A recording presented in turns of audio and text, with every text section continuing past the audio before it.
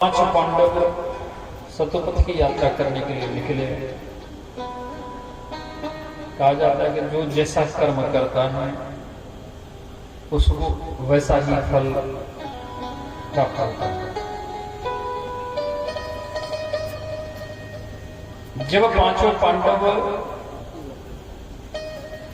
यात्रा के लिए निकले तो वो सरस्वती नदी के दक्षिणी किनारे होते हुए हिमालय में प्रवेश किए।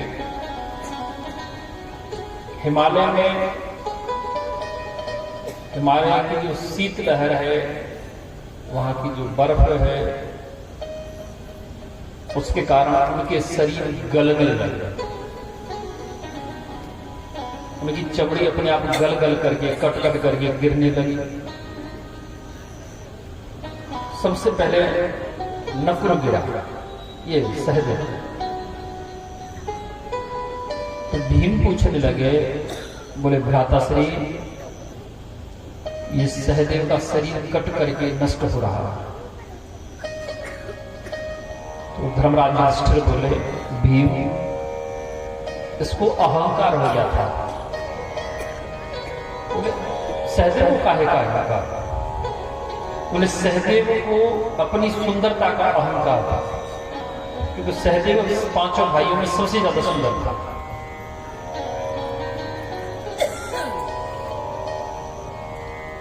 कुछ देर बाद नकुल गिरने लगा। भीम बोले, भैया अब तो नकुल भी जा रहा। बोले इसको भी अहंकार था, इसको अपनी तलवारबाजी के ऊपर में, तलवार की कला के ऊपर में बहुत बड़ा अहंकार था, और इसको अपनी बुद्धि के ऊपर अहंकार था। क्योंकि नकुल बहुत बड़ा गणतज्ञ था, क्योंकि आचार्य जितने भी ज्योतिष आचार्य हैं भूत और वर्तमान को देखते हैं, और नकुल भविष्य को देखने वाला था। राजा पांडु की जब मृत्यु हुई, राजा पांडु की खोपड़ी फोड़ करके उसका जो मस्तिष्क है नकुल खा गया, क्योंकि राजा पांडु को वरदान था, तेरी मृत्यु पर जो भी तेरा मस्तिष्क तोड़ करके तेरी अंदर के मांसपेशी को खाएगा, मस्तिष्क को खाएगा, वो भूत भविष्य और वर्तमान तीनों कालों में अज्ञाता हो जाएगा।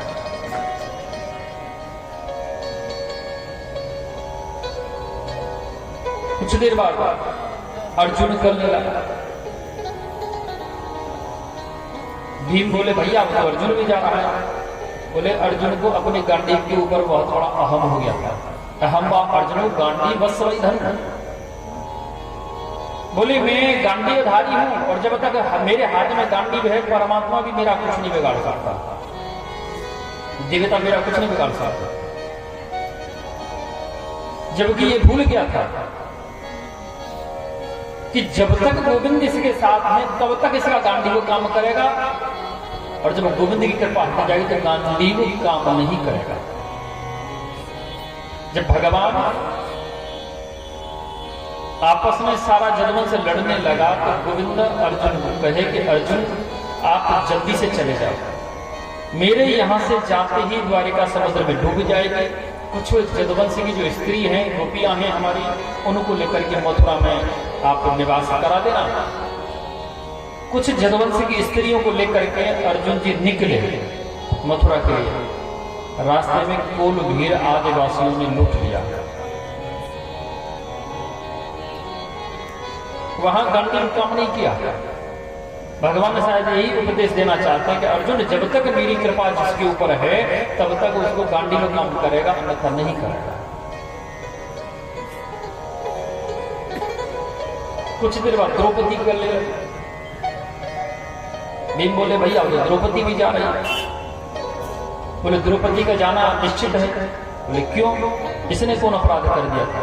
बोले इसने अपराध किया कि जैसे कि हम 5 पति थे, लेकिन इसका आकर्षण सबसे ज्यादा अर्जुन की तरफ था, इसको पति द्रोह लग गया।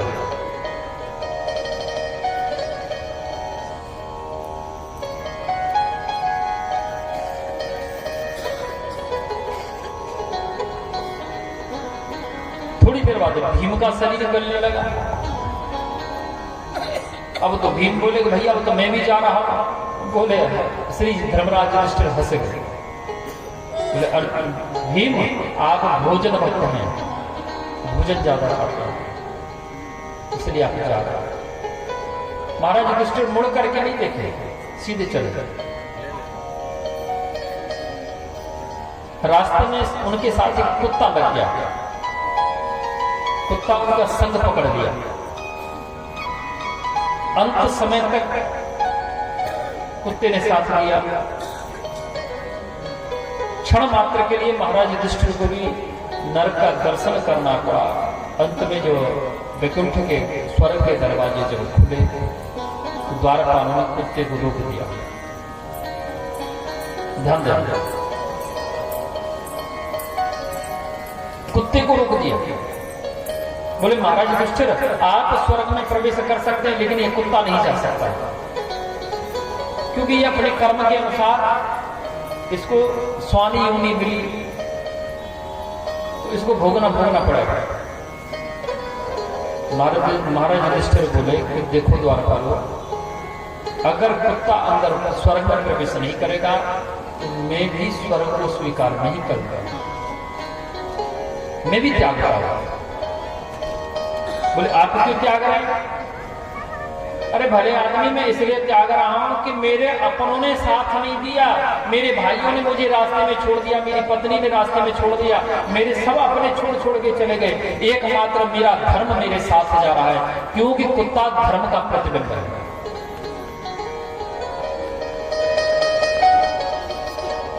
अर्थात कहने का अर्थ ये हुआ कि धर्म जो हम अपने हाथ से धर्म करेंगे, अपने शरीर से धर्म करेंगे, वही हमारे साथ जाएगा।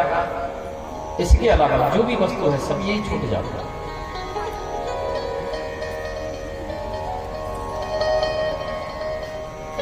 बेटी बेटा पति पत्नी परिवार कुल खानदान 2-4 महीने रहेंगे, बस अपने काम में लग जाएंगे।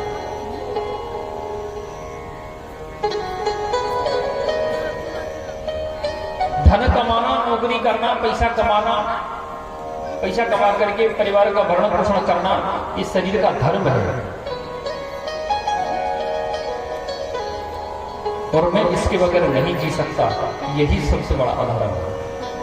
महाराज जनक भी ऐसे थे।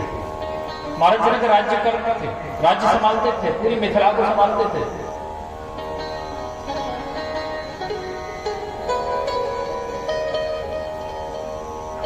लेकिन ये राज्य मेरा है, मैं इसके बगैर नहीं रह सकता, यही सबसे बड़ा अधर्म है। महाराज जनक इसीलिए विधेय राजा कहलाए।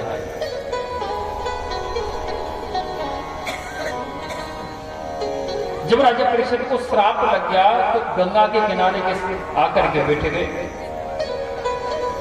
गंगा के किनारे जब आकर के बैठे तो वहां महर्षि पाराशर, महर्षि वेदव्यास, नारद, देवल, देवराज, पुलह, पुलस्त, अंगिरा, भृगु, च्यवन, अनेक साधु महात्मा आ गए, बड़े बड़े संत हैं।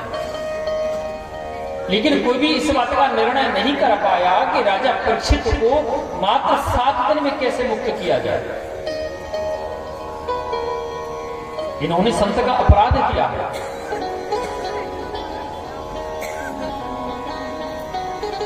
तो वो गलती से हुआ।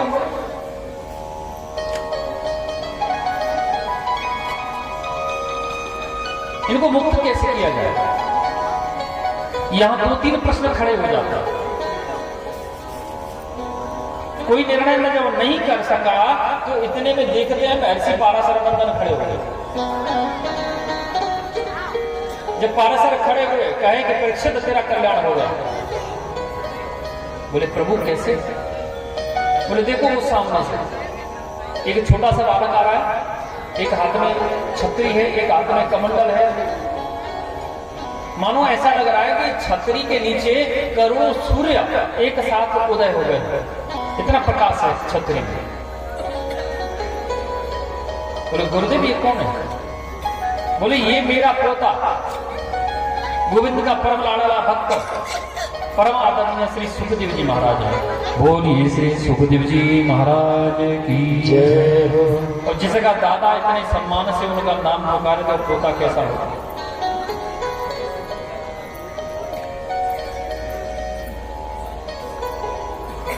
हमारा एक ही उद्देश्य है, हमारी एक ही मन, अपने अंतःकरण की व्यक्तिगत भावना।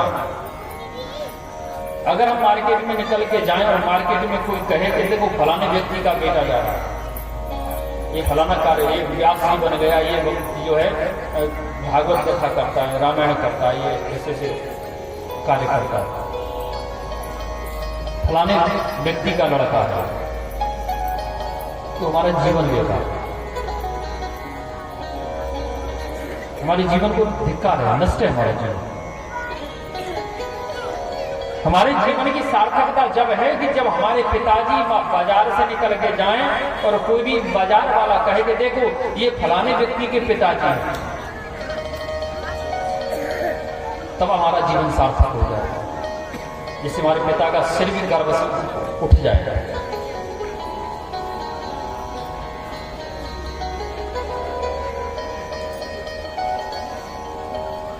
सुखदेव जी निकट आए, आने पर राजा परीक्षित उनकी प्रशंसा करने लगा।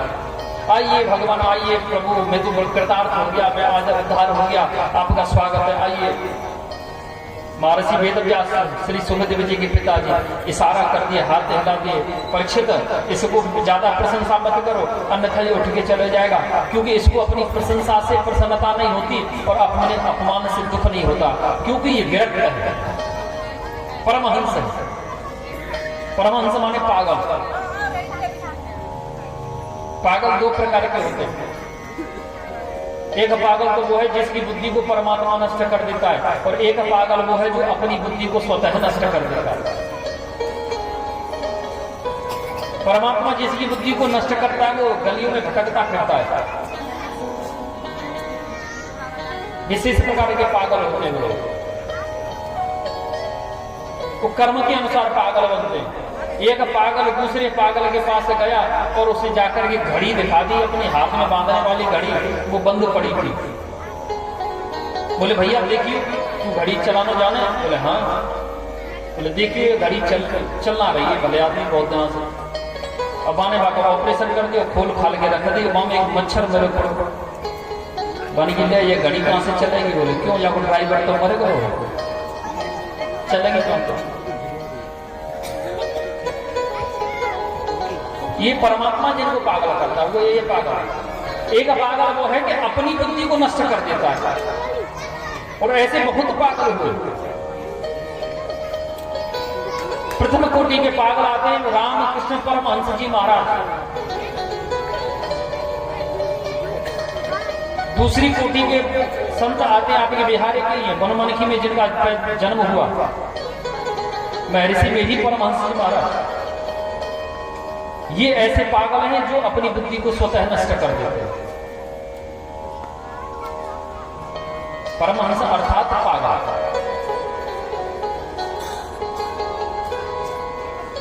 प्रत्येक प्राणी के अंदर में 10 इंद्रिय होती है, 5 जननेंद्रिय, 5 कर्मेंद्रिय। तो ये व्यक्ति अपनी 9 इंद्रियों को वशीकरण कर लेते हैं। जैसे कि रामकृष्ण परमहंस जी महाराज अपनी 9 इंद्रियों को वशीकरण कर लिए, एकमात्र इंद्रिय रसना जिह्वा को छोड़ दिए। जैसी व्यास गद्दी पे प्रवचन करते, वार्तालाप होता, प्रवचन चल रहे हैं, बराबर पांडाल भरा हुआ है तबलीग से रामकृष्ण परमहंस जी के प्रवचन सुनने के लिए। और जैसे ही कथा में पकौड़ा की बात आई, पकौड़ा खाना चाहिए, तो व्यास गद्दी से उठ करके भाग जाते फिर बाजार में और जाके पकौड़ा खाने लग जाते। ऐसा कृत्य करने से उनकी बदनामी होने लगी। बोले ये तो ढोंगी है, दिखावा करता था। उनकी पत्नी, बेटी, बेटा सब मना करने लगे। बोले पिताजी आप ऐसा क्यों करते हैं? बोले बेटा मेरी बदनामी हो रही है, मुझे इससे कोई फर्क नहीं पड़ता, लेकिन मेरा भी एक विशेष कारण है, क्योंकि मैं अपनी 9 इंद्रियों को वशीकरण कर चुका हूं, एक रसना को छोड़ के रखा हूं। जिस दिन मैं अपनी रसना को वशीकरण कर लूंगा, उस दिन मेरा यह शरीर, जब मैं भक्ति की 10 इंद्रियों को वशीकरण कर लूंगा, भक्ति की 9 धाराओं को पार कर करके 10वीं धारा में जब चला जाऊंगा, तो मेरा सारा शरीर पानी में बदल जाएगा।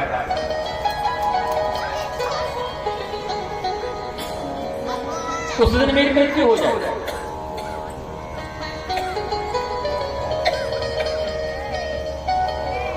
एक दिन वही हुआ, रामकृष्ण परमहंस महाराज भोजन के लिए मना कर दिए। उनकी पत्नी ने बेटा को भेजा, बोले बेटा पिताजी को बोलो भोजन कर रहे हैं। पिताजी बोले हम बोल दो अपनी माता को हम भोजन नहीं करेंगे। ठीक उनके तीसरे दिन उनकी मृत्यु हो गई, क्योंकि उन्होंने अपनी रचना को वशीकरण कर लिया। रामकृष्ण परमहंस जी के नाम से वृंदावन में एक हॉस्पिटल बना हुआ है, कैंसर का, हार्ट का भी इसमें इलाज है। रामकृष्ण परमहंस चैरिटेबल ट्रस्ट, जिसको लोकली भाषा में हम लोग कारेबाबू हॉस्पिटल के नाम से जानते हैं, क्योंकि उसके सबसे पहले जो अधिपति थे वो थे कारेबाबू, बंगाली महात्मा थे, उन्हीं के नाम से मशहूर हो गया कारेबाबू हॉस्पिटल।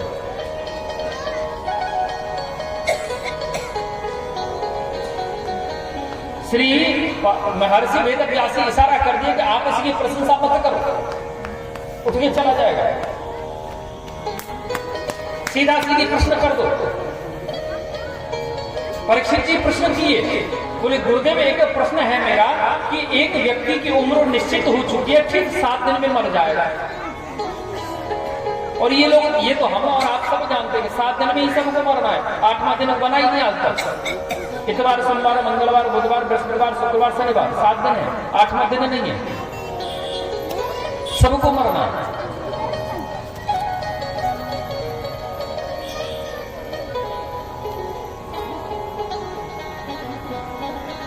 सात दिन में जिसकी मृत्यु निश्चित हो चुकी है उसको मुक्ति कैसे मिलेगी? ये बात सुन करके सुखदेव जी हंस गए, बोले मारे परीक्षित बड़े चतुर हुआ, चालाक हो। ये कैसे गुरुदेव? तो तुम चाहते तो ये प्रश्न करते कि प्रभु मुझे श्राप लग गया है और मैं 7वें दिन मर जाऊंगा, मेरी मुक्ति कैसे होगी? ये प्रश्न करना चाहिए था आपको। परीक्षित जी बोले गुरुदेव इससे समस्या का समाधान नहीं, इसीलिए मैं प्रश्न किया हूं कि 7 दिन में मरने वाले व्यक्ति को, ये प्रश्न किसके लिए हुआ? समाज के कल्याण के लिए, पूरे समाज के कल्याण के लिए। कोई भी मरेगा तो 7 दिन में मरेगा, 8वें दिन में थोड़ी मरेगा। कैसे मुक्ति मिलेगी उसको? यहां 2-3 प्रश्न है कि राजा परीक्षित को शृंगी ऋषि 7 दिन में मरने का श्राप क्यों दिए? 8 दिन, 9 दिन, 6 दिन कर सकते थे।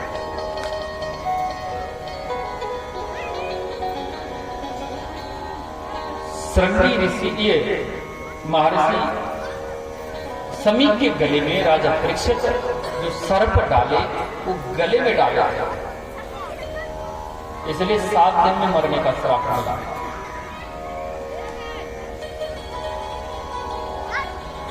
गलती से अगर राजा परीक्षित को सर्प सिर के ऊपर रख देते तो उनकी तत्काल मृत्यु हो जाती, तुरंत मर जाता,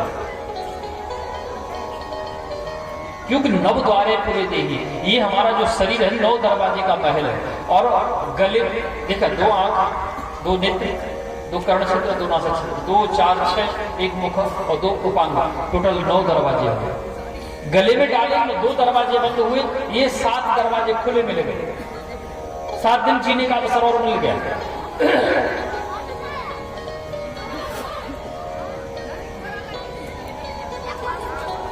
श्री राजा परीक्षित की बात सुनकर के श्री सुखदेव जी कहने लगे राजा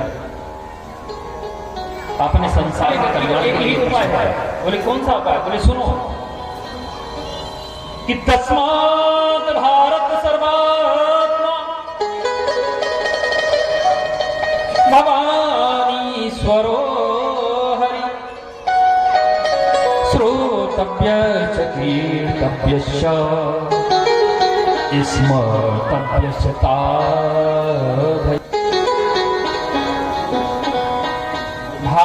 तस्मात् भारत सर्वात्मा भवानीश्वर होरी हरि श्रोतव्यश्च कीर्तव्यश्च स्मर्तव्यस्ता भयम्। अर्थात कि श्वास श्वास पर कृष्ण भज, वृथा श्वास मत हो, ना जाने श्वास को अब आवन हो या न हो। जो श्वास निकल गई उसका पश्चाताप नहीं करें, निकल जाने दो, उसका चिंता नहीं है। और जो आने वाली श्वास है उस पर गोविंद का भजन करना ही हमारा कल्याण का। अब भजन का अर्थ ये नहीं है कि अब आपसे कह दिया जाए कि माला लेके बैठ जाओ, तो भैया माला लेके बैठ पाओगे? नहीं बैठ पाओगे, बैठेंगे क्या? बोले प्रभु कैसे किया जाए? बोले बैठ करके भजन करने की आवश्यकता नहीं। भजन कैसे करें? कि कर से कर्म करो विधि नाना, मन राखियो जा कृपा निधाना। कर, कर्म माने हाथ, कर से, हाथ से कर्म, अनेक अनेक कार्य करते रहो, मन को परमात्मा में लगा, मन को परमात्मा में लगा दो। लेकिन हमको आदत तो पड़ी भैया लड़ाई झगड़ा करने की, हम मन लगा कर।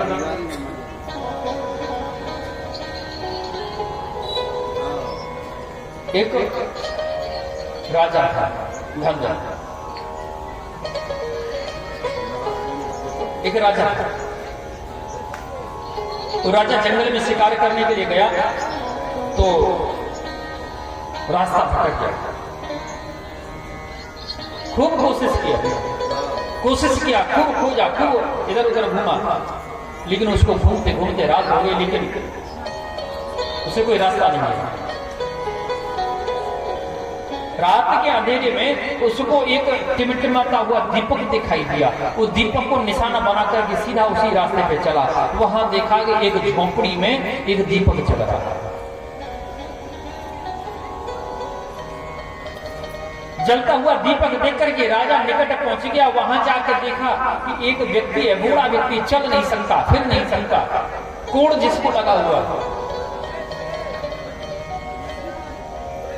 एक ही चारपाई पे पड़ा रहता, उसी में मलमूत्र त्याग करता, उसी में पैखाना जाता, उसी में दिशा मैदान करता, उसी में लघुशंका करता, और वही जो भी मांसपेशी पड़ी हुई थी, कुछ मांस आ जाता उसको खा देता, बस एक ही जगह पड़ा रहता। दुर्गंध आ रही थी उस झोंपड़ी के अंदर।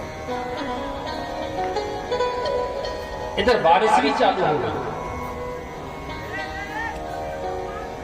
और सिर छुपाने के लिए कोई जगह नहीं जंगल में। और राजा कहने लगा कि बोले दादा आज रात मुझे यहाँ रहना न चाहते हुए, बहुत दुर्गंध थी वहां। वो बुढ़ा लड़ने लगा, भागो यहाँ से, मैं किसी को नहीं रखूंगा। यहाँ जो भी आता है रात गुजारने के लिए रुकता है, और उस प्रातःकाल जब मैं उसे जाने के लिए कहता हूँ वो लड़ाई झगड़ा करता है कि अब तो मैं यही रहूंगा, फिर वो जाना नहीं चाहता, मैं नहीं रखूंगा तुमको, भागो यहाँ से। बोले बाबा मैं तुम्हें वचन देता हूँ, प्रातःकाल सूर्य किरण की पहली किरण में निकल जाऊंगा। कैसे भी प्रार्थना करके वो राजा रात में रुक गया।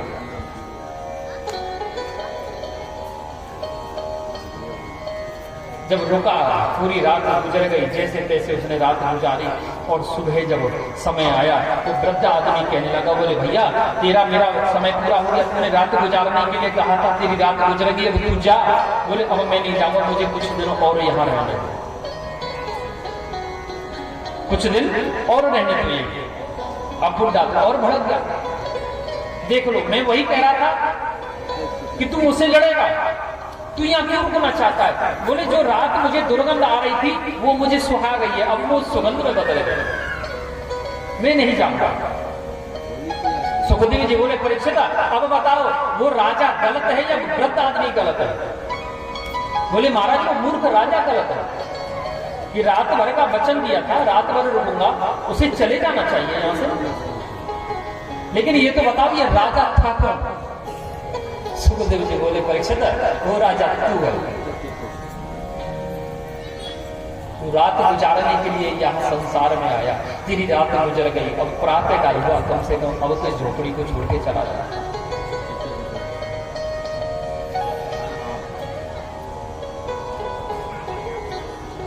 परीक्षित जी बोली गुरुदेव सबसे बड़ी विडंबना यह है कि मन नहीं लगता। मन कैसे लगेगा? बोले मन लगाने का एक सीधा सा साधन है कि जिता सुनो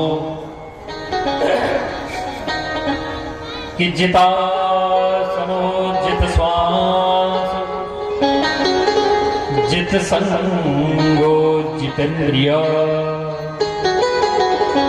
स्थूले भगवते रूपये मन संधारे ददिया।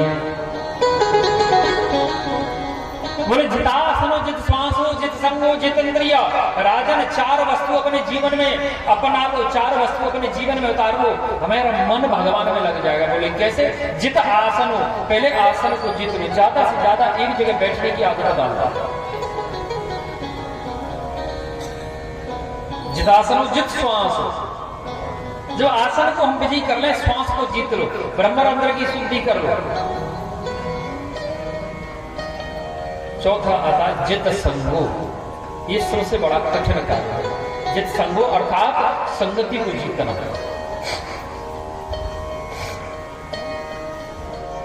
संगति को जीतना, संगति को जीत लो।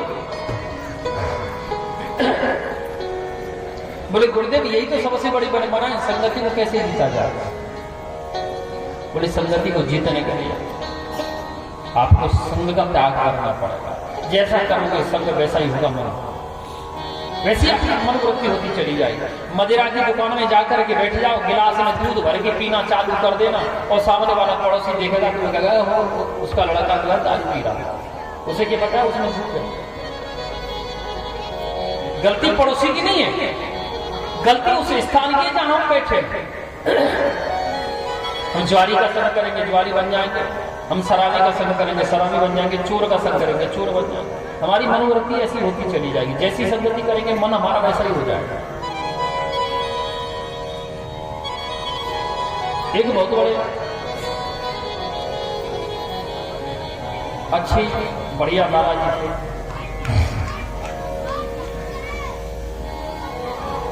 उनके बेटा तो जो है विदेश में रहते थे, उनकी पत्नी अपनी पत्नी के साथ वो वहां भारतवर्ष में रहते थे। एक समय ऐसा आया कि उनकी पत्नी का स्वर्गवास हो गया। बेटा बहू विदेश से आए, पोता पोती सब लोग आए, अंतिम संस्कार हुआ, अनेक अनेक कर्म हुए और होने के बाद समय निकल गया। 1-2 महीने के बाद बेटा और पोता जाने लगे और बेटा कहने लगा बोले पिताजी अब माँ भी नहीं है, अब पहले तो माँ के सहारे से आप रहते थे, अब माँ भी नहीं है, आप अकेले आप क्या करेंगे? हमारे साथ चल वही रहे। पोता पोती भी जिद करने लगे, बोले नहीं दादा चलो तो दादा चलो। बोले नहीं लाला मुझे अपनी बात कर लो, इससे ज्यादा प्रेम है, मैं नहीं जाऊंगा। बोले नहीं चलो क्या करें? बोले एक शर्त पे चलूंगा। बोले कौन सी शर्त है? कि बोले मैं 5 महीने तेरे साथ रहूंगा और 1 महीने अपने जन्मभूमि आकर रहूंगा, फिर 5 महीने तेरे साथ रहूंगा, फिर 1 महीने अपनी जन्मभूमि में रहूंगा। बोले ठीक है, मैं आपका आने जाने का प्रबंध कर दिया करूंगा। बेटा की बात स्वीकार किए, लाला जी चल दिए विदेश, 5 महीना गुजारे, 1 महीना के लिए आए अपने भारतवर्ष में। लेकिन लाला जी को एक बड़ी बुरी आदत थी, प्रातःकाल घूमने की। प्रातःकाल 3 बजे 4 बजे आंख खुल जाती, 3-4 बजे वो घूमने के लिए निकल जाते।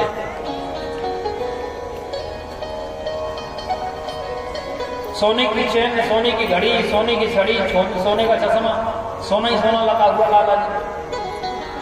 प्रातःकाल घूमने के लिए जब वो निकले तो उन्होंने देखा कि घूमते घूमते मन ज्यादा लग गया तो ज्यादा ही दूर निकल गए और घोर जंगल में पहुंच गए। वहां एक सुख बैठा हुआ था पेड़ के ऊपर में।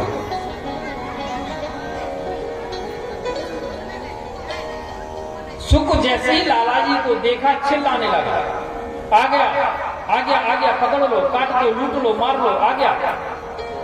इतने में झाड़ियों से अब कुछ चोर लुटेरे ढील निकल करके आए, बल्लम प्रसाद दिखाए, तलवार दिखाए, लाला जी के पास जो भी सोना चांदी था सब छुड़ाए और उनको छोड़ दिया।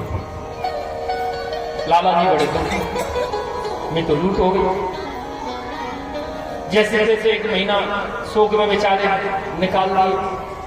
5 महीने के लिए विदेश चले गए बेटा के पास। 5 महीने बाद फिर लौट करके भारत में आए। लेकिन आदत तो वही घूमने की, पैसा वाले थे, फिर दोबारा से सब वैभव बना लिया अपना, वही चश्मा घड़ी छड़ी सब बना लिया। लेकिन आदत छूटी नहीं घूमने वाला। लूट हो गई लेकिन आदत नहीं छूटी। अब वो मन में विचार रखिए, पिछली बार में ये रास्ते में गया था तो मुझे लूट लिया था, इस रास्ते में नहीं जाऊंगा, इस बार मैं दूसरे रास्ते में जाऊंगा। वो दूसरे रास्ते में चल दिया। जब दूसरे रास्ते में गए तो घोर जंगल में पहुंचे, वहां एक बट वृक्ष देखा। बट वृक्ष के ऊपर में एक सुक बैठा हुआ था और सुक जो है लाला जी को देखा, वो चिल्लाने लगा, आइए आइए आइए, स्वागतम स्वागतम, अतिथि देवो भव, आइए। लाला जी प्रसन्न हो गए, देखो कितना संस्कार। वो ये झोपड़ी थी, महात्मा जी रहते, आए बेचारे, उन्होंने जल पिलाया, बाल भोग कराया, लाला जी को बिठाए। लाला जी बड़े प्रसन्न हो गए, बोले देखो कितना अच्छा सुख है। आते आते स्वागत किया, बड़े आदर सत्कार से पुकारा है। और वो 5 महीने पहले में आया था ना, वो दूसरे रास्ते में चला गया था, तो वहां बड़ा दुष्ट सुख था। अरे वो तो मुझे देख करके चिल्लाने लगा, आ गया, लूट लो, काट लो, मार लो, पकड़ लो, आ गया, उसने मुझे लुटवा दिया। और ये कितना सुंदर, कितना अच्छा है, संस्कारी। इतनी देर में सुख बोल पड़ा, बोले लाला जी मैं वही सुख हूं, मैं वही सुख हूं जो 5 महीने पहले आपने लूट कराया था। लाला जी बोले कि नहीं, सुख आप वो नहीं हो सकते, आप कितने संस्कारी और वो कितना दुष्ट था। बोले नहीं नहीं मैं वही हूं। बोले तुम वो कैसे हो सकते हो। लाला जी बोले कि ये सब संगति का असर है। बोले मैं समझा नहीं। बोले पहले मैं चोर, लुटेरे, डाकू आदि जो आदिवासी कुलबेल इनकी संगति करता था, तो मेरी भी अपनी मनोवृत्ति लुटेरी, चोर, डकैती पड़ गई। और आज मैं साधुओं की संगति करता हूं तो मेरी अपनी भी स्थिति जो है मनोवृत्ति साधुओं की जैसी हो गई। प्रत्येक जीव में मुझे परमात्मा दिखाई देता है। बोलिए श्री संत भगवान की जय। ये सब संगति का साथ, जितासनो जित श्वासो जित संगम जितेन्द्रिय स्थूले भगवते मूल रूपे संधाय। आसन को जीत लो, श्वास को जीत लो, संगति को जीत लो, फिर अपने जितेंद्रिय, अपनी इंद्रिय को जीत लो, भगवान में मन लगा।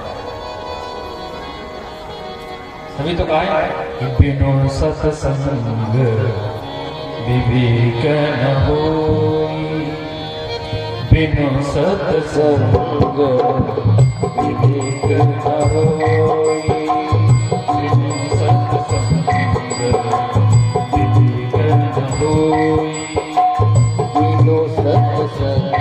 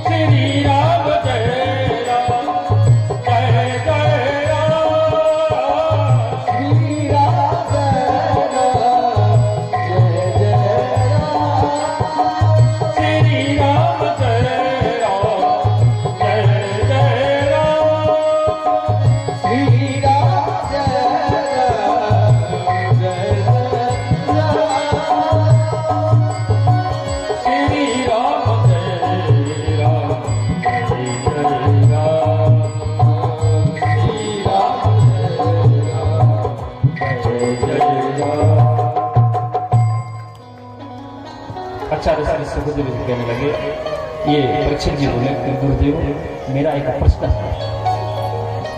तो क्या प्रश्न होता? बोले मेरा प्रश्न यह है कि सारी सृष्टि को परमात्मा बनाता कैसे है? सारी सृष्टि को परमात्मा बनाता कैसे है? भगवान ने परमात्मा ने सृष्टि का निर्माण कैसे किया? और ये भागवत धर्म का जो निरूपण है सबसे पहले किसको किया और कैसे किया? आचार्य श्री सुखदेव कहते राजन,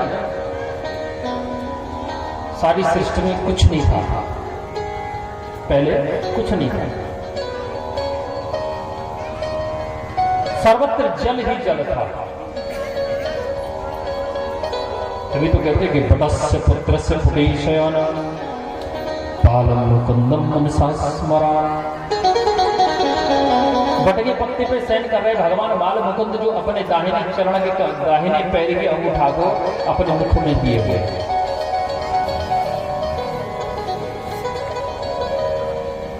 संस्कृत में जल को नार कहा जाता है। जल का पर्यायवाची है नार। नार माने जल।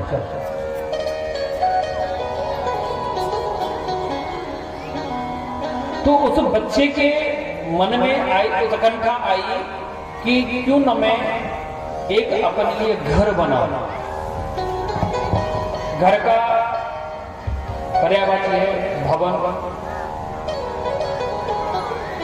और अयन, ये घर का पर्यायवाची है। क्यों मैं अयन बनाऊं? तो बच्चे ने नार में अयन बनाया, यानी जल में मकान बनाया। काहे का? शेष का। शेष का अयन बनाया, उसमें जाके लेट गया। नार में अयन बनाने के कारण उसका नाम पड़ा श्री नारायण। बोले श्री नारायण भगवान की जय। अब नारायण भगवान के मन में आया कि मैं अकेला हूं, अगर दो हो जाता तो कैसा लगता।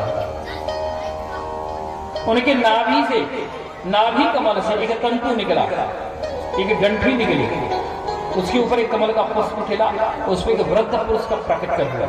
जो दसों दिशाओं में देखने की उत्कंठा उत्पन्न हुई, उसका दसों दिशाओं में एक साथ देखने का मन हुआ, तो उसको 4 मुख हो गए, इसलिए उसका नाम चतुर्मुखी ब्रह्मा पड़ गया। बोलिए श्री ब्रह्मा जी महाराज की जय।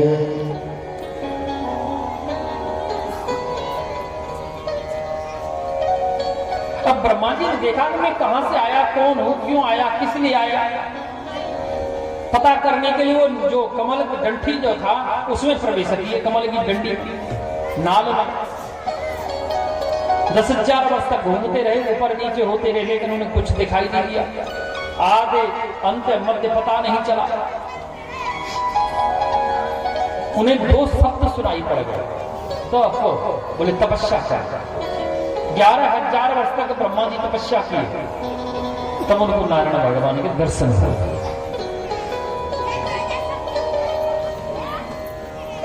नारायण भगवान के दर्शन हुए और नारायण भगवान उनको कहे कि हे विधाता, आप सृष्टि की रचना करो। ब्रह्मा जी हाथ जोड़ने लगे, प्रभु अस को जन्मा जगमाहि प्रभुता पाय मदना। इस संसार में ऐसा कोई आज तक जन्म नहीं लिया जो जिसको थोड़ी सी प्रभुता आने से अहंकार ना हो जाए। इसलिए हे प्रभु, मेरी महत्ता और अपनी सत्ता का बखान करो, मुझे भागवत धर्म का निरूपण करो। यथा महंत भूतानि भूतेषु चावचेष्वनु प्रविष्टान्य प्रविष्टानि तथापि न दिशाव्यहम्। श्री सुखदेव जी कहने लगे, राजन, इधर नारायण भगवान कहे, हे ब्रह्मा, ये जो कुछ दिखाई दे रहा है वो सब मैं हूं। धन्य छित जल पावक गगन समीरा पंच रचित अत्यदम शरीरा बोले जैसे अग्नि, जल, पृथ्वी, आकाश, वायु, ये पांचों वस्तु मिलकर के शरीर का निर्माण हुआ। पांचों वस्तु इस शरीर में है, लेकिन उन्हें हम देख नहीं सकते। जब ये शरीर से अलग होती है तब उनको हम देख पाते हैं। जब ये शरीर से अलग होती है तब हम देख पाते हैं।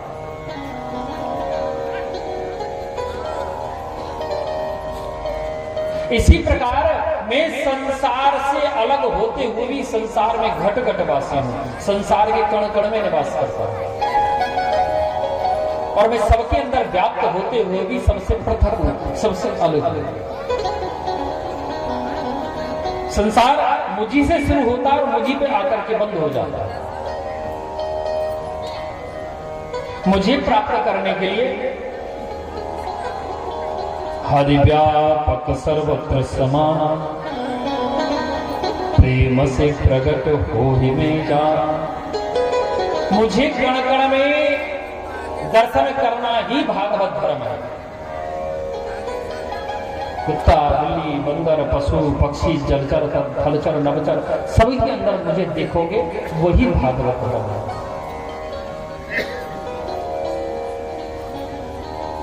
यहां एक प्रश्न आता है कि तुलसीदास जी जब ये चौपाई का निर्माण किए कि हरि व्यापक सर्वत्र समान, चौपाई तो लिख दी। चौपाई लिख के हनुमान जी को उसकी रक्षा के लिए बैठाए। बोले हनुमान जी आप रक्षा करते रहते हैं। हनुमान जी रामायण की रक्षा करते थे। तुलसीदास जी रामचरितमानस जब लिखे, राम जी का चरित्र जब लेखन किए, तो हनुमान जी उस चरित्र की रक्षा करते हैं। तुलसीदास जी ने चौपाई लिखी कि हरि व्यापक सर्वत्र समाना, प्रेम से प्रकट हो ही नहीं जाना, और लिख करके अपने घर की तरफ चल दिए। बोले अभी आता हूं घर से घूम करके। तुलसीदास जी के सामने से एक छोटा सा 8-10 साल का बच्चा भगा हुआ आ रहा है, दौड़ता हुआ आ रहा है, और आकर के तुलसीदास के सामने खड़ा हो गया। बोले बाबा बाबा, बोले हरे, बोले बगल में हट जाओ। बोले काहे? बोले सामने से सांड पागल हो गया, वो दौड़ता हुआ इधर ही आ रहा है, कहीं ऐसा हो आपको उठा के पकड़ दे, मार दो। तुलसीदास डांट दिए। बोले चले पागल, सांड नहीं है वो मेरे राम जी। ध्यान देना, तुलसीदास जी वो बालक को डांट रहे हैं, वो मेरे राम जी है, तू पागल है। बच्चा अपना भाग गया, माने कि तुम जानो तुम्हारा काम क्या है। इतनी देर में देख करेंगे तुलसीदास सांड दौड़ते हुए आ रहा है, और राम जी इतनी देर में तुलसीदास ने कही कराई, इतनी देर में तो राम जी ने उठा के पटक दिए तुलसीदास, सींगों पे उठाया और नीचे गिरा। तुलसीदास को आया क्रोध, अरे बोले जी चौपाई गलत लिख गई, सांड में राम जी नहीं होते, अगर राम जी होते तो मुझे उठा के नहीं पटक। तुलसीदास लौटे की वापस कुटिया में। जो पृष्ठ पे ये चौपाई लिखी थी कि हरि व्यापक सर्वत्र समाना, वो पृष्ठ फाड़ने लगे। बोले चौपाई गलत लिख गई। हनुमान जी रोक दिए, बोले रुक जाओ तुलसीदास। बोले क्यों? बोले चौपाई गलत नहीं है, तुम गलत हो। बोले मैं कैसे गलत हो गया?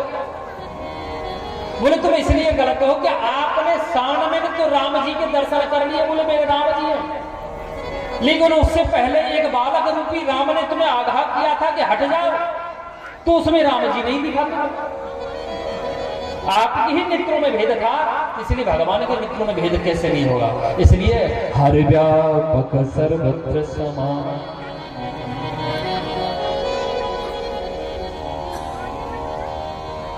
भगवान कहे मेरे जो मेरा हो जाए वही भागवत धर्म है, और मेरे भक्त का नाम भागवत धर्म है। ये बात सुन करके श्री परीक्षित जी बोले गुरुदेव ठीक है, भगवान का हो जाए वो भागवत धर्म है, लेकिन भगवान के भक्त का नाम भागवत धर्म कैसे हो सकता है? बोले ये भी एक विचित्र प्रसंग है।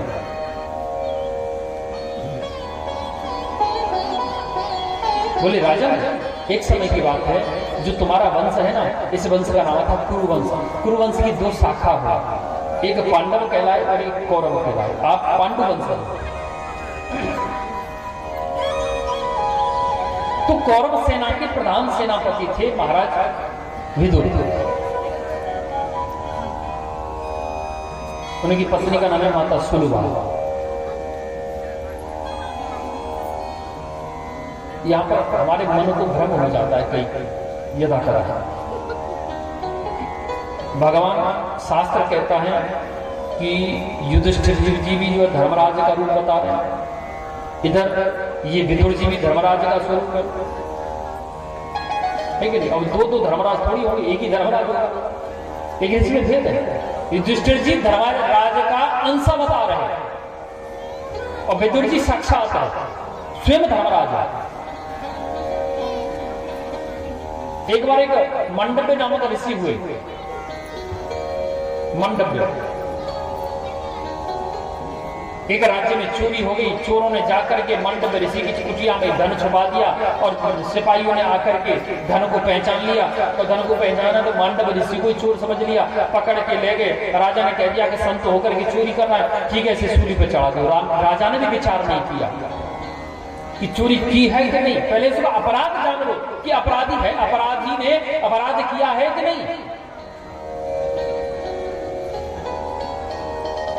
मंडव्य ऋषि को 5 बार सूली लगवाए राजा, 5 बार सूली नहीं लगी। राजा प्रणाम करने लगे, चरण में गिर गए, बोले प्रभु मुझे क्षमा कर दो। बोले कि राजा मुझे तुझसे कोई कष्ट नहीं है। सह शरीर मंडव्य ऋषि सीधे धर्मराज के पास आए। धर्मराज को जाकर के पूछे कि धर्मराज, मुझे अपने 124 जन्म अच्छी तरह याद है कि मैंने अपने 124 जन्म में कोई पाप नहीं किया, लेकिन मुझे सूली का दंड क्यों मिला? धर्मराज ने चित्रगुप्त के द्वारा दिखवाया।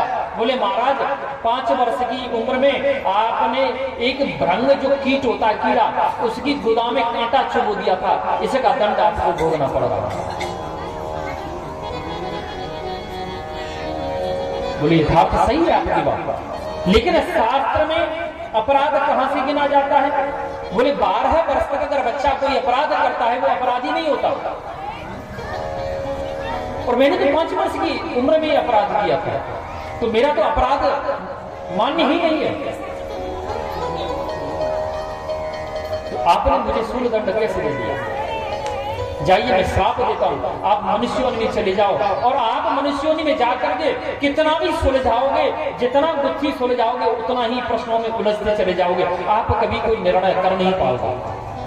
धर्मराज विदुर बन करके आए। देखो महाभारत को कितना रोकने की चेष्टा की, कितना सुलझाए, लेकिन उतना ही महाभारत उलझता चला गया। एक दिन महाराज विदुर जी राजा धृतराष्ट्र को समझाने लगे। बोले राजा, मैं आपका भाई होने के नाते आपको नहीं समझा रहा हूं, महामंत्री होने के नाते नहीं समझा रहा हूं, मैं आप एक साधारण ग्राम का नागरिक होने के नाते आपको समझा रहा हूं। राजन, अब दुर्योधन को रोक लो। दुर्योधन जो अन्याय कर रहा है पांडवों के साथ, ये अच्छा नहीं है। ऐसा नहीं है कि पांडव डरते ही या कमजोर है, पांडव एकमात्र आपका सम्मान करते हैं। राजन, पाप की बेल ज्यादा लंबी नहीं होती, रोक दो, अन्यथा आपका समूल नाश हो जाएगा। ये बात जो है दुर्योधन सुन लिया। जब दुर्योधन सुना तो विदुर जी को पकड़ करके धक्का मार के अपमानित कर दिया और भगा दिया कि मेरा ही भोजन कर खाते और मेरी थाली में छेद कर रहे हैं, मेरे ही महल में रहते और मेरे ही पिता को मेरे प्रति भड़का रहे हैं, आप जाओ यहां से। भगा दिया।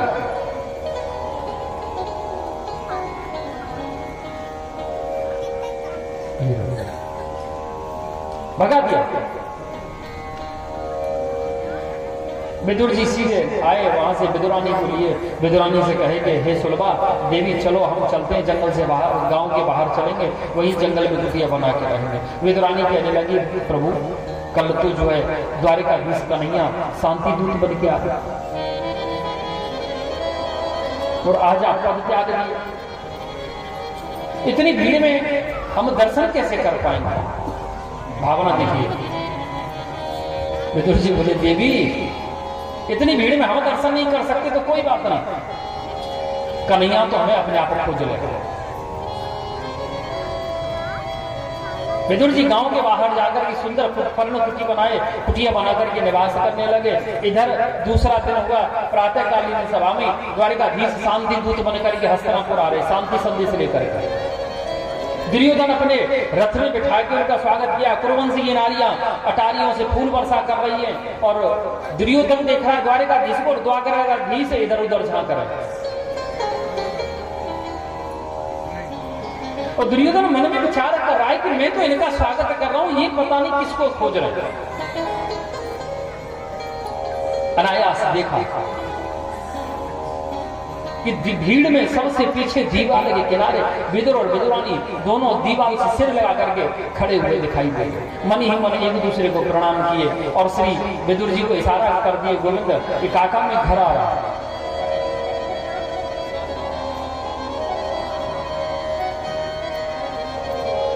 विदुर जी बोले देवी विदुरानी मुझे लग रहा है कन्हैया कोई इशारों करके गए हुए, तू ऐसा कर घर जा, गैया के घर को गैया के गोबर से लिपाई करियो, न जाने कब जी आ जाए कोई पतो ना, ये टेढ़ो है।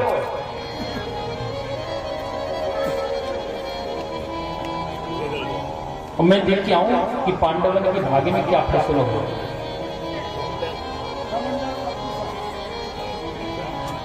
अच्छा ये बताओ, बाघमारा को छोड़ करके नवाबगंज से या दूसरे टोला से कौन कौन लोग हैं, हाथ उठा के बताओ। नहीं, आप लोग मेरी ब्रज भाषा समझोगे क्योंकि बाघमारा वाले तो टोटल समझेंगे, बाघमारा वाले तो सब समझेंगे मेरी भाषा। नहीं एक और है, क्या नाम है जो सिलाई करते हैं भैया, आजाद है, क्या नाम है उनका? आदेश, ऑर्डर। तो हमारी भाषा बोले, हमारे लाने बोले।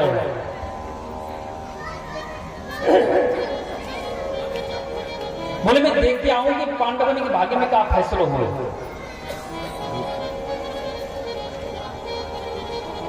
विदुर जी गए हस्तिनापुर की राज्यसभा में, मणिजड़ सिंहासन के ऊपर में गोविंद विराजमान है। गोविंद श्री दुर्योधन को बुलाए, बोले चोरे दुर्योधन एक बात बता। बोले काहे प्रभु? बोले ये बता पांचों पांडव तेरे भैया हैं? बोले हाँ। बोले चाचा के बेटा हैं? बोले हाँ। तो दुर्योधन आधे राज्य के अधिकारी है गए, आधे राज्य के अधिकारी है गए, लेकिन मैं तुमसे आधा राज्य नहीं मांग रहे हो, एक उनके 4/4 राज्य भी नहीं मांग रहे हो, उनके लिए मैं मात्र 5 गांव मांगू, तू मोगू उनके लिए 5 गांव दे दे, वैसे उन 5 पांडवों को संतुष्ट कर दे। यह बात पे दुर्योधन भड़क गए कि सूच ग्रह बिना युद्धेन केशवः, सूच ग्रह दस्यामि बिना युद्धेन केशवः। केशव आप 5 गांव की बात कर रहे हो, मैं सूच ग्रह नैव दस्यामि, सुई की नोक के बराबर भी भाग उनको नहीं दूंगा बिना युद्धेन केशव, बिना युद्ध के। उनको पहले युद्ध करना पड़ेगा। भगवान आवेश में आया, क्रोध में आया, मैं दुष्ट, तुझे युद्ध तो दिखाई दे रहा है लेकिन युद्ध का परिणाम नहीं दिख रहे हो, युद्ध को परिणाम नहीं दिख रहे हो। या में लाख लाख स्त्री विधवा हो जाएंगी, करोड़ करोड़ बच्चे अनाथ हो जाएंगे, रक्त की नदी बहेंगी। ये 4 युग का सबसे प्रलयकारी युद्ध होगा। जब देखो पितामह भीष्म, गुरु द्रोणाचार्य, गुरु कृपाचार्य भी डांटने लगे, तुम्हारे अंदर सभ्यता नहीं कि शांति दूत के साथ कैसे प्रकार से व्यवहार किया जाता है। तुम अपनी मृत्यु को आगमन कर रहे हो, अपनी मृत्यु को निमंत्रण दे रहे हो। तो दुर्योधन क्या करो, माने विषय बदल दियो।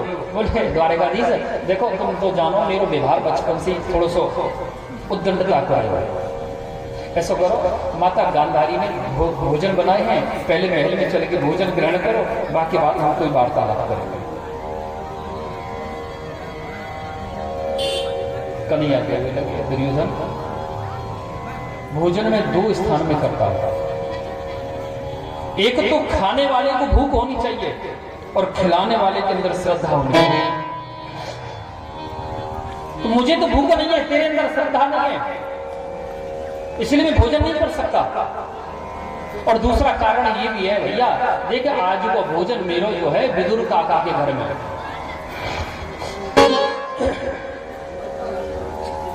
आज को भोजन मेरो विदुर काका के घर में। बोले विदुर जी ने तो आपको कभी देखो नहीं, तो उन्होंने निमंत्रण कब दे दिया?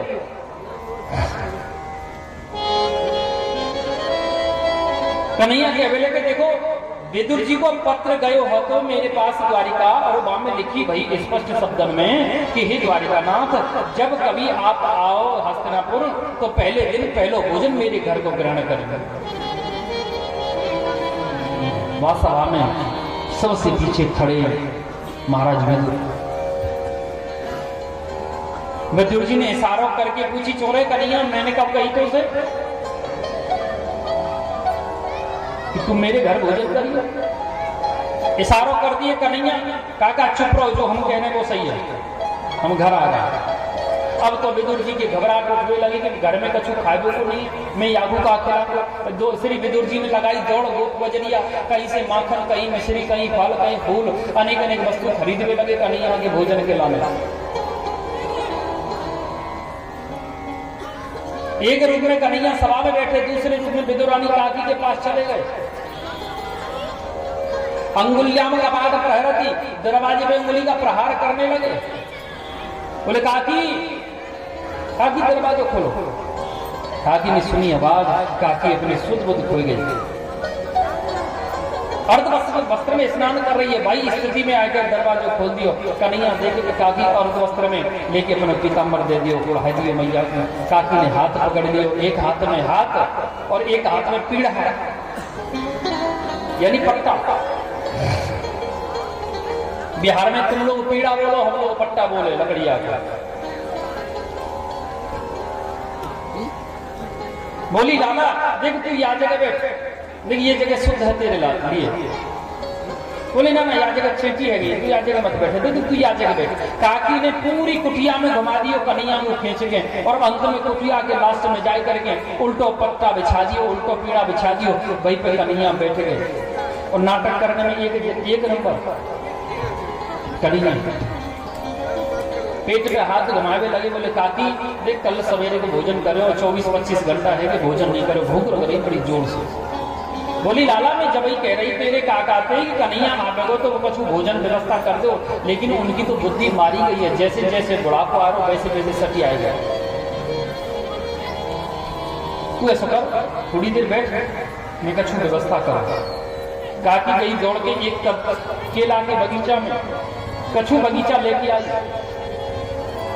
बगीचा में से केला लेकर के आई और 2 पत्तल बिछाई, एक अपने आगे रख ली, एक कन्हैया के आगे। केला छीले, छिलका रख दे कन्हैया की पत्तल पे और फले फेंक दे अपनी पत्तल पे।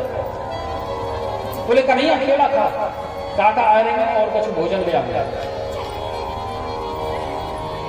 एक खायो, 2 खायो, कितने दिन में विदुर जी महाराज भोजन सामग्री एकत्रित करके लाए। अरे बोले देवी दरवाजा जल्दी खोलो और देखो तुम तैयारी करो जल्दी। कन्हैया ने देख भरी सभा में घोषणा कर दी है कि आज को भोजन वो मेरे घर करे। भीतर से विद्वानी चिल्लाए भी लगी, करेगो ना वाने तो कर लियो। क्या कह रही है तू? अब आज तो मैं सभा में छोड़ के आयो मैं। विदुर जी ने जाके देखो तो भगवान उल्टे पट्टा पे बैठे, आधो छिलका हाथ में, आधो उनके मुख में। श्री विदुर जी महाराज चरण में गिरे। पाए पाए महायुगिन्य देव देव जगत पतय, हे गोविंद हे माधव, क्षमा क्षमा कर दो प्रभु। बोले काका काय की क्षमा? बोले जी आपके आगमन की खुशी में आपकी काकी पागल है गई है जी, जो है या की बुद्धि खराब है गई है, ये आपको जो अकेला नहीं आपको छिलका खिलाएगा। विदुर जी ने हाथ पकड़ करके छिलका छुड़ा के फेंक दियो कन्हैया के हाथ में, तो गोविंद को ध्यान भंग है गए।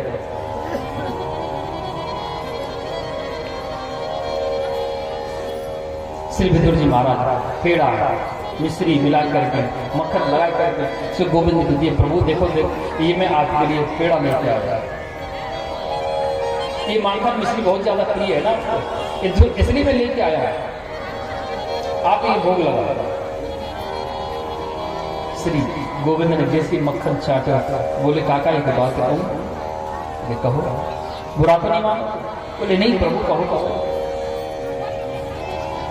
बोले जो आनंद काकी के छिलका में हो ना खावे में, वो आनंद आपके पेड़ा और मिश्री माखन में है। क्योंकि आपके पेड़ा में आपके प्रसाद में जो सम्मान की दुर्गंध है, प्रतिष्ठा की दुर्गंध है, और काकी के छिलका में प्रेम को सुगंध है, वात्सल्यता है, ममता है।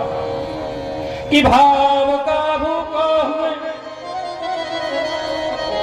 भाव ही कसार है, भाव से भजता मुझे तो भव से बेड़ा पार है। तुलसीदास इस बात को लिखे रामचरितमानस में कि निर्मल मम जन सोई मोई पार, मोहि कपट छल छिद्र न भाव। भावना में भावना बेकार है, भावना में भावना तो भव से बेड़ा पार है। मुझे भाव चाहिए।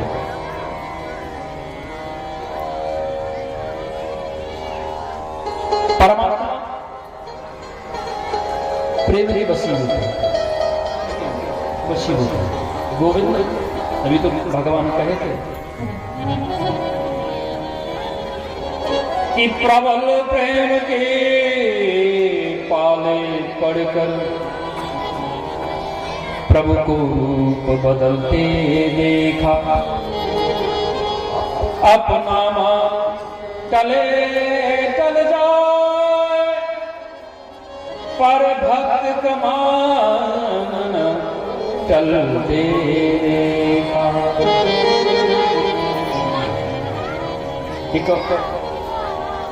बंगाल में अघोर मणि नामक माता है। भगवान भाव के पीछे भागते। बंगाल में एक अघोर मणि नामक माता हुई, बूढ़ी माता। अघोर मणि का बाल्यावस्था में विवाह हुआ, उसको बेटा भी हुआ, लेकिन उसका पति भी समय के अनुसार पति भी मर गया, बेटा भी मर गया, उसका कोई नहीं था, अकेली रही। उसके मन में आया मेरा कोई नहीं है, क्या करें। मानी कि ऐसा करो ना जी, लाला जो है जसोदा कोई थोड़ा ही है जी, सबको है सके मैं कन्हैया को अपनो लाला बनाऊं। अब आपके पास मूर्ति प्रतिमा वगैरह चित्रपट फोटो कुछ नहीं था, वो मन ही मन कन्हैया को अपना बेटा मान ली। मन में लाला सो जा, लाला उठ जा, लाला जग जा, लाला नहा ले, लाला खाए ले, मन से ही करते थे। एक दिन अघोर मणि खिचड़ी बना ली, खिचड़ी बना ली। खिचड़ी के समय अघोर मणि मैया का ऐसा अनुभव भयो कि पीछे से कोई मेरी साड़ी खींच रहे, और बाबू आवाज आ रही है मैया, और मैया भूख लग रही है, जल्दी भोजन दे, जल्दी भोजन दे, भूख लग रही है, जल्दी भोजन दे, भूख लग रही है। एक ही ऐसी रट की आवाज आ रही, मानो कोई रट लगा के कोई बालक बैठा हुआ चिल्ला रहा है।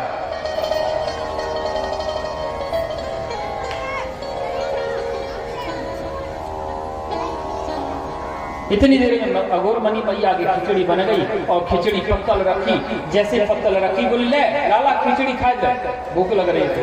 खिचड़ी करने को तैयार, भाई हवा के झोंका से पत्तल उड़ गई। फिर थोड़ी दूर जाके फिर दूसरी पत्तल लेके आई, फिर रखने करी, फिर पत्तल उड़ गई और बापू रट लग रही है, पीछे से आवाज आ रही है कि मैया भूख लग रही है, जल्दी लेके आ। अरे बोले लेके तो आ रही हूँ, पत्तल उड़ रही, तू पत्तल को पकड़, जब ना तुम टोकू। ऐसे भाव अघोरमणि के अंदर उत्पन्न हुआ और मुड़ के अघोरमणि मैया ने देखो एक छोटा सा बालक पत्थर पकड़ के बैठे। अघोरमणि मैया चरण में गिरे। अघोरमणि मैया चरण में गिरे तो लाला मैंने तो तू वैसे ही मानो, लेकिन तू तो वास्तव में मेरे पास आया। बहुत दृष्टांत है कलयुग में भक्तों को। महाराष्ट्र में एक सैन नामक नाई हुआ, नाई जो दाढ़ी बनाता है, केस बनाता है, राजा की सेवा करने जाता, नित्य प्रति जाता, राजा को उठाता, उनके नख काटता, उनके दाढ़ी काटता, उनके केस काटता, उनको मसाज करता, मालिश करता, उनकी सेवा करता। लेकिन वो भक्ति भाव रहा।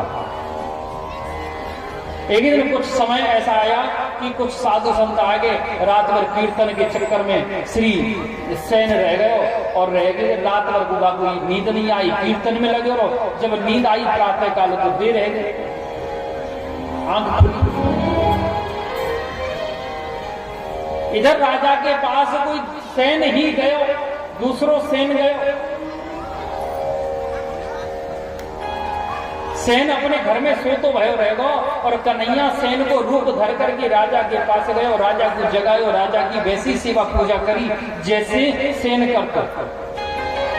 वादना की सेवा से, वादना की मालिश से राजा बहुत प्रसन्न है। तो सैन आकर मैंने आनंद दे दियो और निकाल करके राजा ने अपने गले को हाथ सैन को दे दियो। वो सैन नहीं है, वो दूसरों सेना ही है। जाकर के सोते भाई सैन के गले में नकली सैन ने हार डाल दियो। सैन को नींद खुली तो घबरा गए, अरे कि मैं तो ले दे रह गई, अब राजा बहुत दंड देगा। तो राजा के पास जाकर के डर से खड़े रह गए। बोले सैन क्या बात है, आप दोबारा क्यों आए?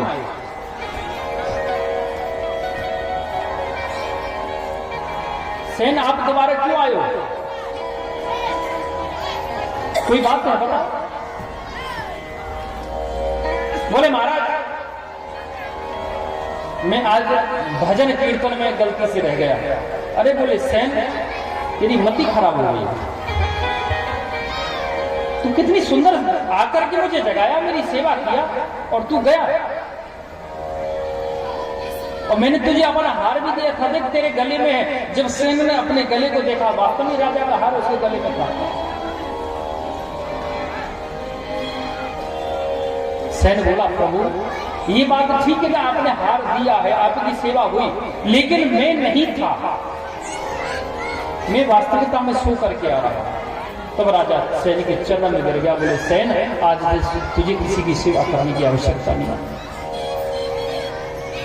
तेरी रक्षा करने के लिए, तेरे काम को करने के लिए परमात्मा स्वयं मेरी सेवा करने गया। तभी तो कहते कि प्रबल प्रेम के पाले पड़ गए, प्रभु को रूप बदलते देखा, अपना मान टले टल जाए, भक्त का मान टलते देखा। आचार्य श्री सुखदेव को श्री राजा परीक्षित प्रश्न करते, गुरुदेव मेरा एक प्रश्न है,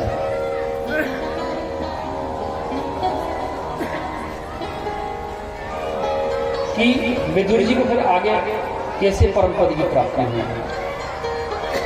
आचार्य श्री सुखदेव कहते राजा जब भगवान गौलोक धाम जाने वाले हैं, भगवान लीला पूरी करके जा रहे हैं, उस समय उद्धव जी महाराज आकर के भगवान गोविंद को पूछे कि बोले प्रभु आपके कुल अवतार कितने हुए? बोले उद्धव मेरे कुल 24 अवतार हुए। बोले किस अवतार में कहां कहां प्रिय भोजन किया आपने? बोले कि 24 अवतार में 2 अवतार में सबसे प्रिय भोजन किया हूँ। राम अवतार में माता सबरी के घर में मैं जो है झूठे बेर खाया, और द्वापर में कृष्ण अवतार में विदुरानी के हाथ से झूठे छिलका खाया, केला के जो छिलका खाया, यही मेरा सबसे प्रिय भोजन था। और हे उद्धव, मैं तो गोलोक धाम जा रहा हूँ, ऐसा करना, अगर तुझे मेरा जो विदुर कहीं दिखाई दे जाए तो उसे मेरा समाचार सुना देना। उद्धव जी ने आकर के बद्रीनाथ धाम में विदुर जी को सारी बात बताई और कहा कि अगर और कुछ जानना चाहते हैं तो आप सरस्वती नदी के किनारे चले जाओ, वहां एक मैत्रेय नामक ऋषि निवास करते हैं, मैत्रेय ऋषि को जाकर के आप सत्संग चर्चा कर सकते हो। श्री विदुर जी महाराज वहीं आए जहां मैत्रेय ऋषि निवास करते, और मैत्रेय ऋषि के पास आकर के श्री विदुर जी प्रश्न करने लगे। बोले भगवान, मेरा एक प्रश्न है, क्योंकि शास्त्र पे कभी शंका नहीं करनी चाहिए।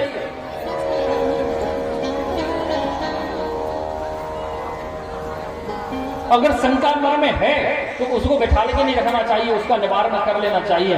तो श्री विदुर जी कहने लगे कि हे मुनीश्वर, मेरा एक प्रश्न है कि सारे संसार को परमात्मा बनाता है,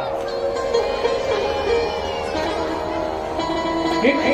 और मनुष्य, राक्षस, देवता सब भगवान की संतान है। बोले हाँ, तो इसमें कोई तो सुखी है, कोई दुखी है, ऐसा क्यों होता है? क्योंकि माँ बाप के लिए दोनों, तीनों, चारों बेटा एक समान होने चाहिए, लेकिन परमात्मा के लिए परमात्मा किसी को सुख देता है, किसी को दुख देता है, ऐसा क्यों है? दूसरा, भगवान अपने भक्तों को बचाते हैं, दुष्टों का संहार करते हैं, ऐसा क्यों करते हैं? आचार्य सरस्वती कहने लगे, इधर मैत्रेय मुनि कहने लगे,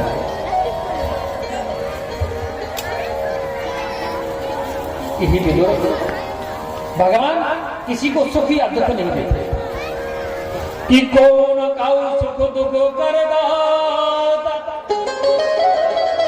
निज कृत कर्म भोग सब भ्राता, निज कृत कर्म भोग सब भ्राता। भगवान किसी को सुख या दुख नहीं देते, मनुष्य अपने किए हुए कर्म के अनुसार ही सुख और दुख का अनुभव करता है, अपने कर्म के अनुसार। परमात्मा किसी को नहीं देते।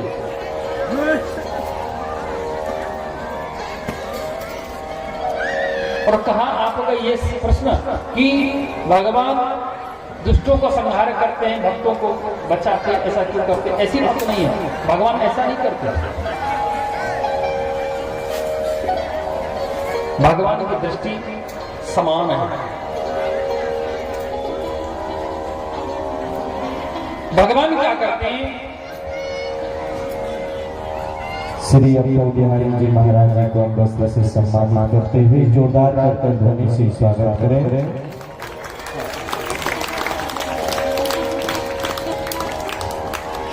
आचार्य श्री मैत्रेय मुनि कहते हैं, हे विदुर,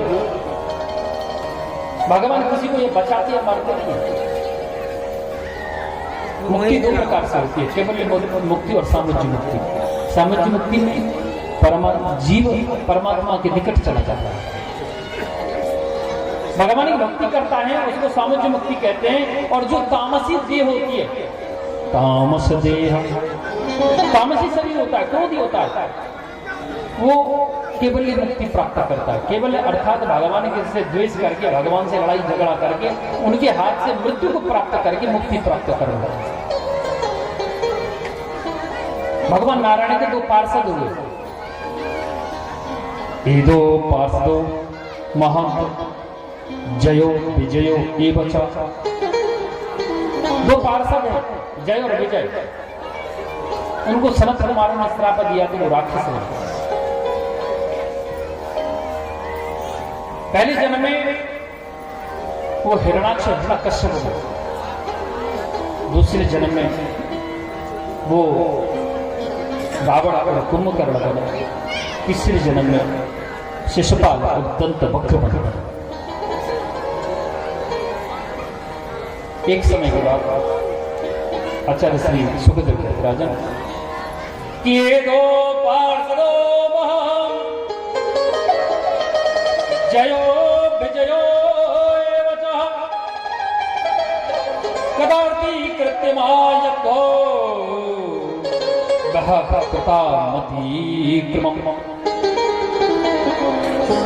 नारायण भगवान के दोनों पार्षद जय विजय। माता दिति के गर्भ से जन्म लिया। इनके जन्म का बड़ा विशेष अलग अलग विस्तार है कि महर्षि ब्रह्मा जी के पुत्र हैं। महर्षि परमपिता ब्रह्मा के पुत्र है महर्षि कश्यप। कश्यप को 1 2 4 शादी नहीं, उनको 13 बार शादी हुई। उनको 13 पत्नी। सबसे बड़ी पत्नी का नाम है माता दिति, दूसरी है अदिति, तीसरी विनता, कद्दू। इस प्रकार से उनको 13 पत्नी है।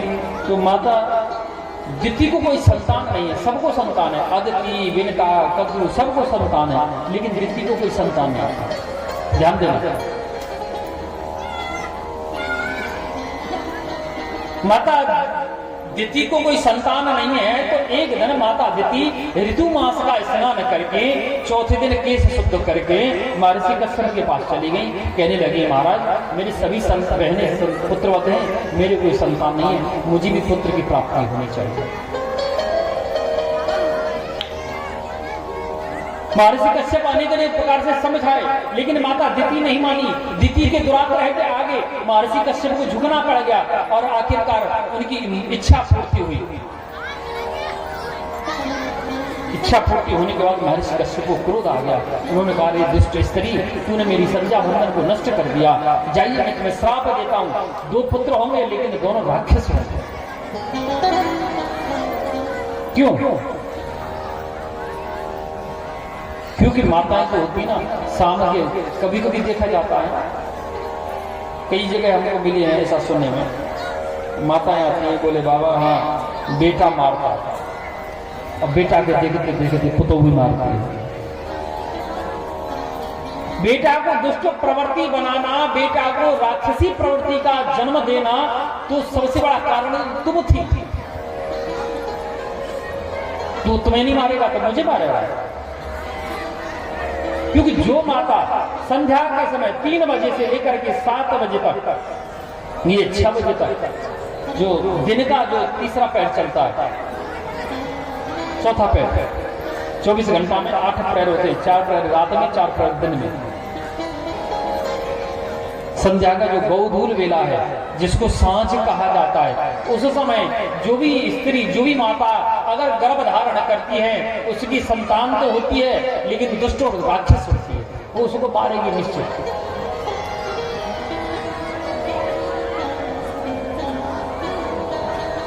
क्योंकि भगवान भोलेनाथ के रुद्रगण शाम के समय आकाश में विचरण करते हैं, उनकी दृष्टि गर्भस्थ शिशु के ऊपर जाती है, तो वो राक्षसी प्रवृत्ति का बन जाता है। और वही गलती माता दिति से होगी। माता दिति रोने लगी, प्रभु क्या करना चाहिए? बोले देवी अम्मी क्या करें? राक्षस तो होंगे, लेकिन उनका उद्धार करने के लिए, उनको मुक्ति देने के लिए, केवल मुक्ति देने के लिए परमात्मा को स्वयं आना पड़ेगा। तो श्री माता दिति गर्भवती हुई।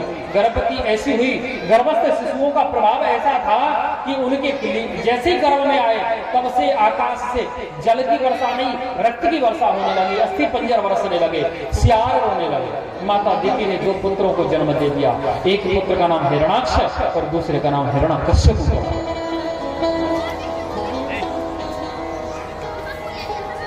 धीरे धीरे बच्चे बड़े होने लगे। हिरणाक्ष इतना बलशाली था कि जब वो समुद्र में जाता, समुद्र में अपना सीना अड़ा देता, तो सीने से समुद्र को शांत कर देता था। एक बार माता पृथ्वी रसातल में चली गई। जब माता पृथ्वी रसातल में चली गई, तो माता पृथ्वी को रसातल में जाने पर सभी देवी देवता दुखी हो गए। सभी आकर के श्री ब्रह्मा जी से स्तुति करने लगे। बोले प्रभु भगवान को कहो हमारा कल्याण करें। सब लोग स्तुति कर रहे हैं। तो श्री ब्रह्मा जी के नासिका से एक मांस पिंड, मांस का टुकड़ा गिरा, जो समुद्र में जाते जाते विशाल काय वराह का रूप धारण कर लिया। बोलिए श्री वराह भगवान की जय। वराह भगवान का अवतार हुआ। वराह भगवान जो पृथ्वी में गए, अंदर जल के अंदर गए, और वहां जाकर के माता पृथ्वी को उठाए, माता पृथ्वी को उठा करके अपनी दांत के ऊपर में रखे, ऊपर लेकर के आए। जैसे लेकर के आए तो हिरणाक्ष समुद्र में घूम आए, वो भगवान को, बराह भगवान को ललकारने लगा कि मुझसे युद्ध करो। बराह भगवान और हिरणाक्ष के बीच में युद्ध होने लगा। युद्ध ऐसा विकराल हुआ, भगवान बराह एक नजर पृथ्वी पर रखे थे कि पृथ्वी मेरी दांत से गिर ना जाए, दूसरी नजर हिरणाक्ष के ऊपर, कहीं ये मेरे ऊपर प्रहार ना कर दे। देखते ही देखते बराह भगवान अपनी गदा का प्रहार श्री राजा हिरणाक्ष के वक्षस्थल में किए, जिससे उसका प्रणंत हो गया। बोलिए श्री हिरणाक्ष हंत भगवान की, वराह भगवान की। श्री हिरणाक्ष का अंत हुआ। वराह भगवान मतलब पृथ्वी को देखे, पृथ्वी ने जल में दृष्टिपात होने से, वराह भगवान की दृष्टि पड़ने से माता पृथ्वी ने बच्चे को जन्म दिया, जिसका नाम पड़ा भौमासुर। ध्यान देना, भौमासुर की कथा को, भौमासुर का लीला जो प्रसंग है वो 11